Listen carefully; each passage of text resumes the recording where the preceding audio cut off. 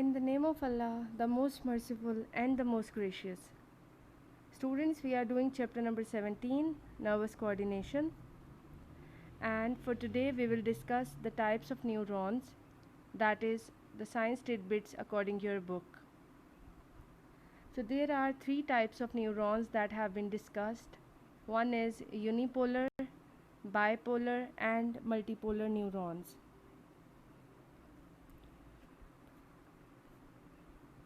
These three types of neurons have been differentiated on their structure.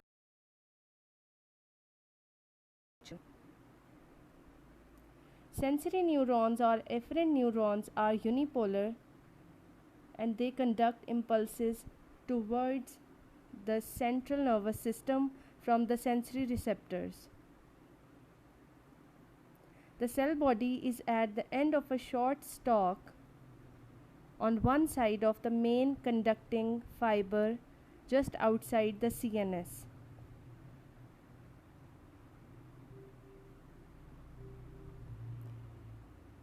The second type of neuron are efferent neurons, which are also called the motor neurons or multipolar neurons, and they conduct impulses away from the central nervous system. The dendrites or the cytoplasmic extensions make contact with other neurons in the spinal cord. Interneuron, which are also called the association neurons, intermediate neuron or relay neuron, they occur entirely within the CNS and are multipolar neurons.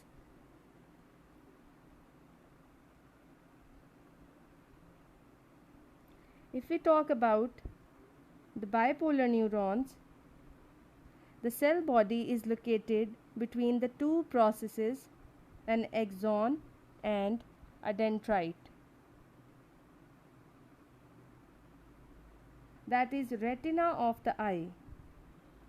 These are the three types of neurons according to their function and their structural differences. In the picture, you can see clearly the differences between the three types of neurons, which are unipolar, in which the cell body is present in the center and both the sides contain the axons.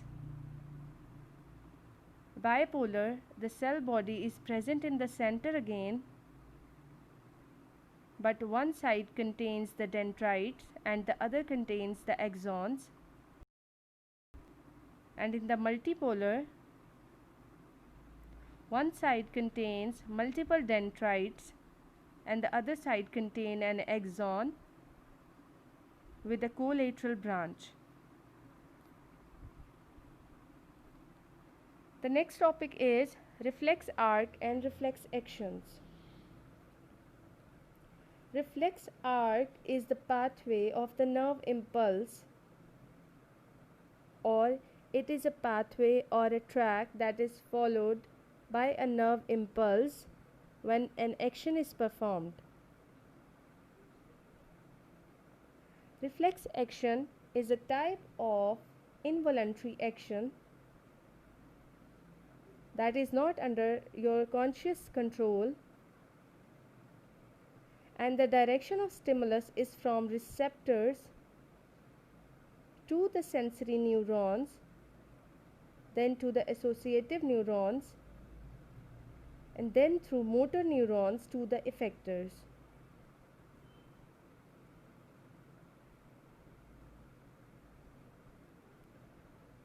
Reflex action or reflexes are immediate and automatic or involuntary responses to external and internal environmental changes.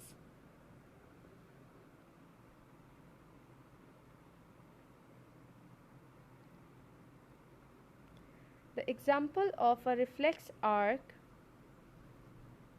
is pain withdrawal reflex that is produced when you touch some hot object and you immediately retract your hand back in the backward direction because the stimulus was the hotness of the cup and the message was sent via, it was received via the receptors, then it was sensed by the sensory neurons, was sent to the associative neurons, then to the motor neurons within the central nervous system, and then finally to the effectors to perform some action, that was the withdrawal of the hand.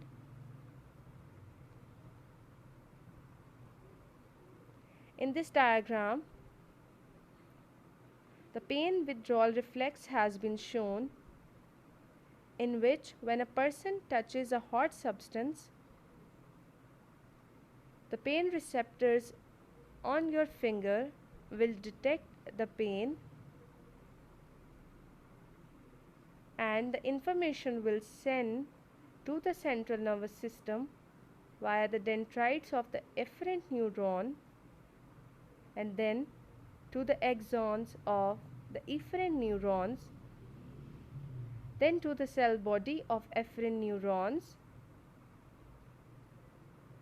axons of the efferent neurons, and finally to the cell body of the intermediate neurons, and finally the command will be given to the muscles, which are called effectors, to retract the hand back in the backward direction. So the muscles will contract and withdrawal part being stimulated. Now, what is a nerve impulse? It is a message or a wave of electrochemical changes that travels along the length of the neuron, following all the structures which we have discussed in the previous slide. It involves the chemical reactions, the movement of the ions, and the nerve impulse is the information or signal about a stimulus that is transmitted again from the receptors to the CNS and finally to the effectors.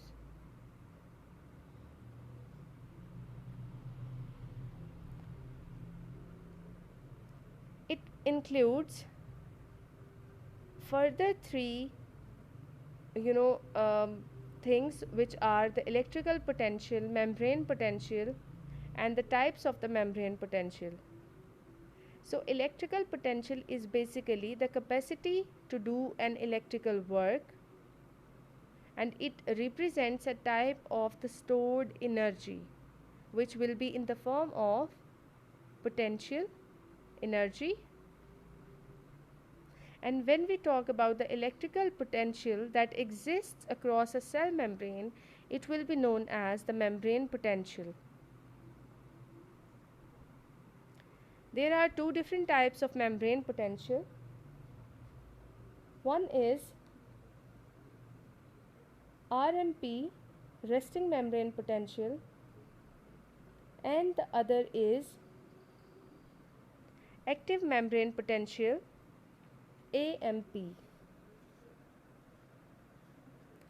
Now, a typical neuron at rest is more positive electrically outside than inside the cell membrane, and it is more negative electrically inside than outside the cell membrane. So the net difference in charge between the inner and the outer surface of a non-conducting neuron means a neuron which is not doing any work and which is at rest, which is not conducting a message in the form of a nerve impulse, is called the resting membrane potential.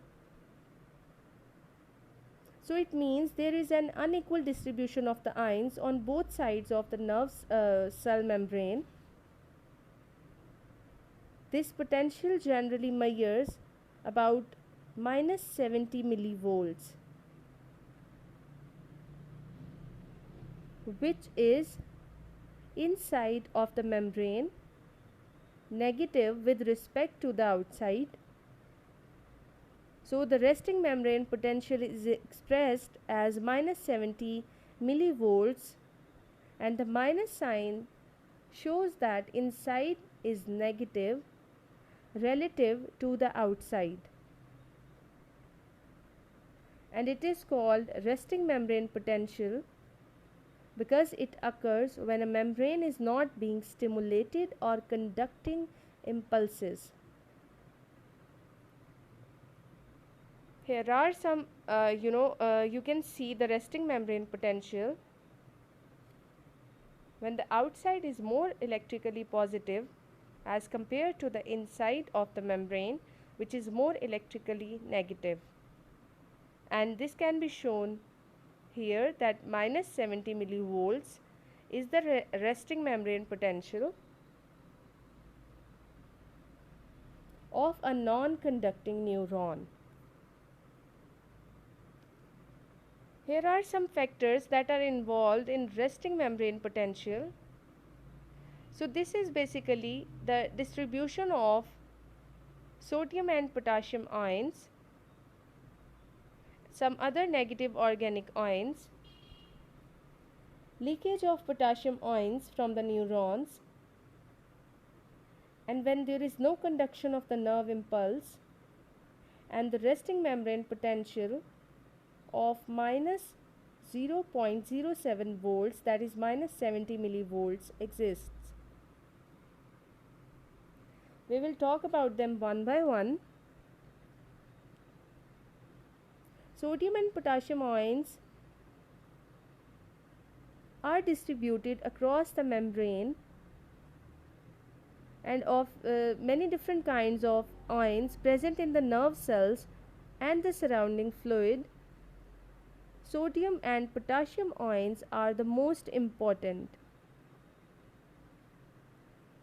Sodium ions are 10 folds more in concentration outside than inside the membrane surface,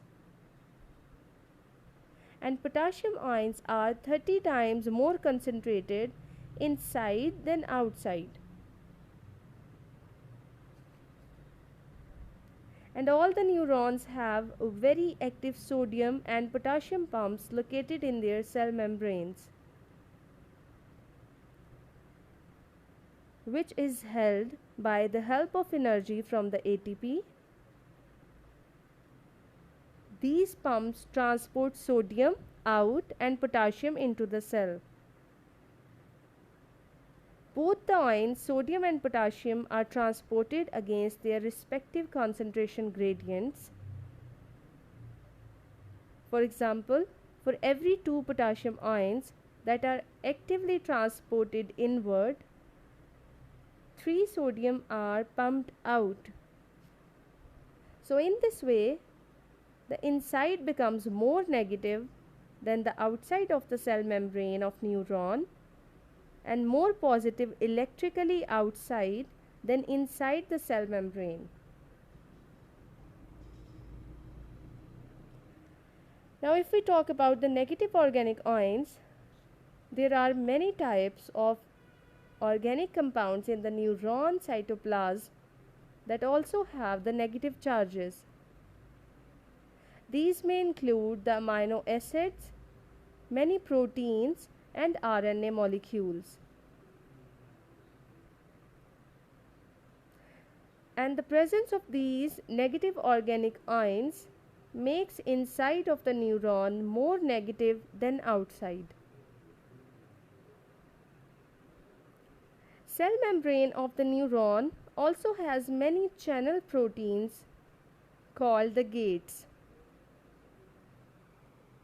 and the ions like potassium and sodium are continuously moved out of the neuron through some non-voltage regulated gates. This also makes more positive outside of the neuron than the inside. The cell membrane is almost impermeable to all ions except the potassium ions. And as the membrane is slightly permeable to potassium, so it leaks out of the cell immediately.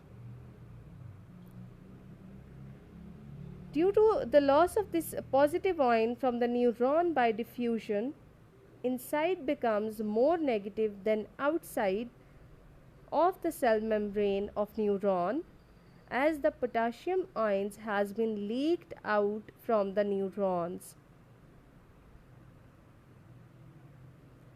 At this point, the neuron remains in an unstimulated or polarized state. Overall, there are more positive charges on the outside than on the inside, that we have seen in the diagram. This is known as the resting membrane potential, and this potential will be maintained until the membrane is distributed unless the membrane is disturbed or stimulated by a sufficiently strong stimulus, that is called a threshold stimulus.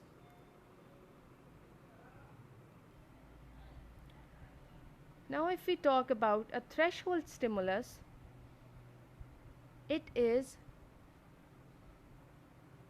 a minimum stimulus that is required to initiate a nerve impulse, or a nerve impulse is initiated by an appropriate stimulus called threshold stimulus, which results in a remarkable localized change in the resting membrane potential. Now coming up to the next topic, that is active membrane potential or depolarized state. It is basically the initiation of the nerve impulse. Under normal conditions, a nerve impulse is initiated by the threshold stimulus that is applied at one end of the neuron, and it moves towards the other end, and it results in a remarkable change. The resting membrane potential disappears for a brief instant and is replaced by a new potential called the active membrane potential when the initiation of the nerve impulse has been taken place.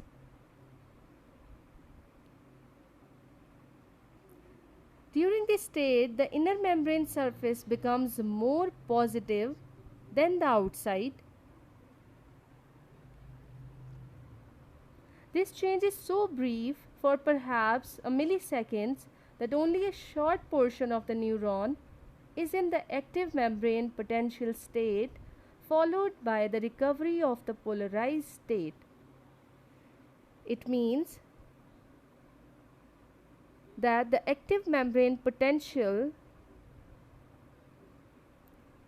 will be formed or will be maintained for a very short period of time, when the inside will become more positive than the outside, and this will immediately disappear during the recovery state or the polarized state.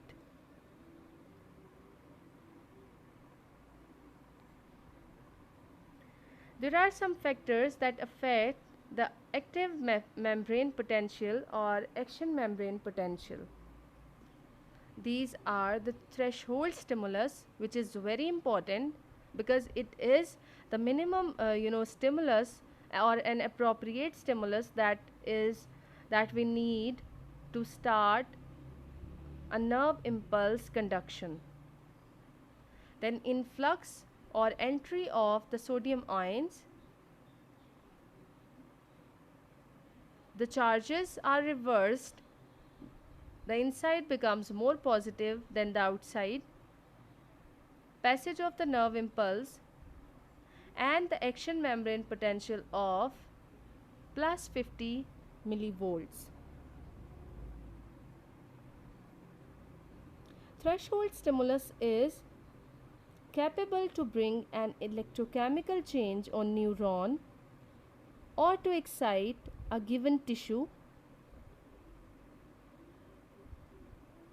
If stimulus is not capable to excite or fails to arise any response, It is called subthreshold or inadequate stimulus. So threshold stimulus will be a minimum stimulus that is required to conduct a nerve impulse. Now if we talk about the influx of sodium ions, it is when a neuron fiber is stimulated by a stimulus of adequate strength, that is a threshold stimulus. The stimulated area of the fiber becomes several times more permeable to sodium than to the potassium ions, and due to the opening of the voltage regulated sodium gates. As a result of this opening of the voltage regulated sodium gates, sodium permits the influx. These gates permits the influx of sodium ions by diffusion. Since there are more sodium ions entering and leaving the membrane, the electrical potential of the membrane changes from a negative value to a positive value, that was minus 70 millivolts before, and now it will move towards 0 and then it will reach to plus 50 millivolts. This reversal of the polarity across the two sides of membrane is called depolarization.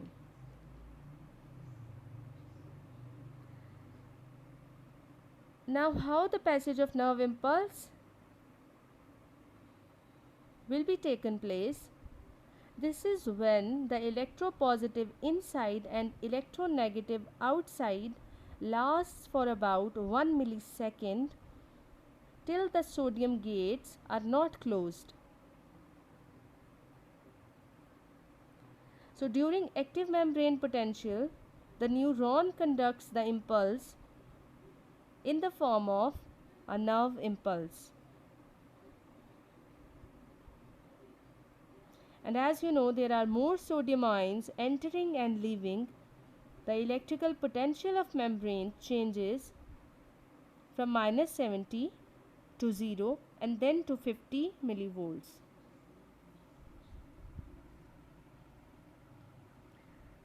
Then comes the refractory period or the recovery or repolarized state. It is a fraction of a second after the sodium gates are open. Depolarization of the axon causes potassium gates to open again. Potassium therefore diffuse out of the cell. Since the potassium is positively charged, this makes the inside of the cell less positive or more negative again and starts the process of repolarization, or it will start to return to its original resting membrane potential state.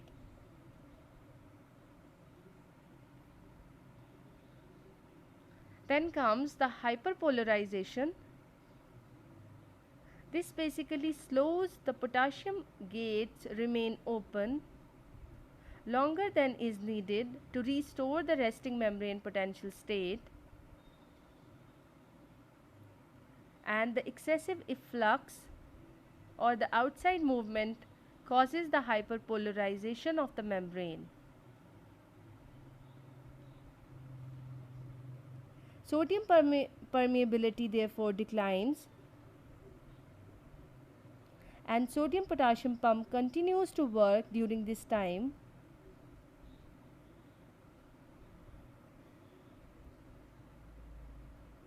This repolarization is shown by the falling phase of the action potential spike that will be shown in the graph at the end of this presentation.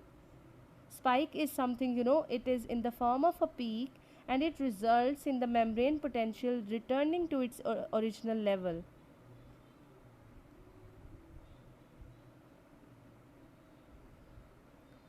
There is a slight overshoot in a more negative potential than the original resting potential, which is called hyperpolarization.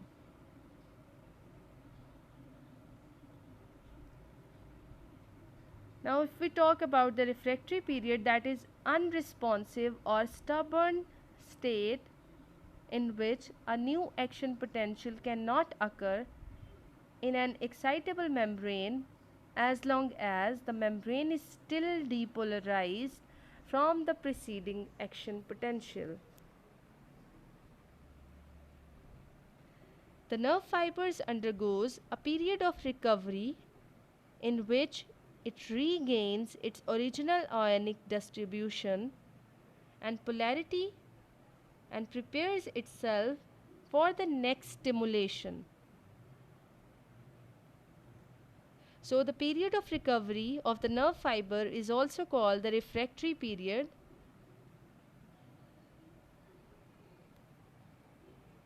Now refractory period further consists of two phases. One is absolute refractory period and the other is a relative refractory period, which has been shown in the diagram with two colors. Absolute is shown with red, whereas relative is shown with yellow color.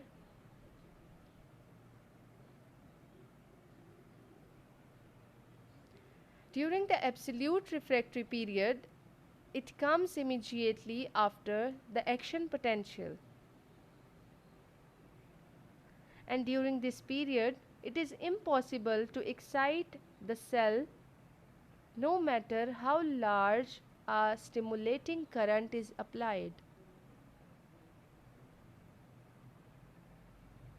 So, whatever the voltage of the current is applied, it cannot be stimulated.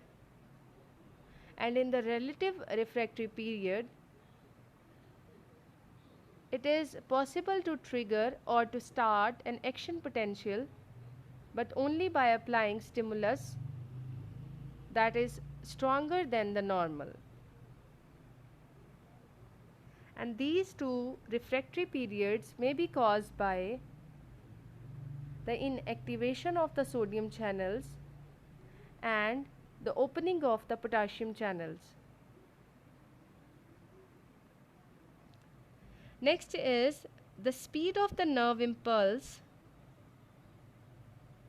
and the comparison of the velocities of the nerve impulse.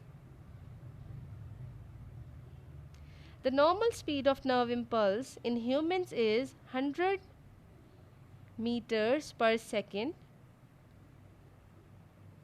and the maximum speed which is recorded is 120 meters per second. So, the speed or the velocities of the nerve impulse in the axon membrane depends upon the coat that is present around the axon called a myelin sheath. Unmyelinated axon conduction is 0.5 to 10 meters per second, whereas the speed of a myelinated axon nerve impulse conduction may reach up to 150 meters per second. The velocity of the nerve impulse is faster in the myelinated neuron due to the salutatory conduction, that is from node to node jump of the nerve impulse, which are also called the nodes of Ranvier that we had discussed in the previous topic. Another reason is that myelinated fibers conduct faster impulse is that myelin sheath acts as an insulating sheath and prevents loss of energy. So myelinated neuron fibers requires less energy, and the conduction or the speed of conduction of the nerve impulse is greater. Velocity of the nerve impulse also depends upon the diameter of the nerve fibers. The thick neuron fibers conduct faster impulse than the thin fibers.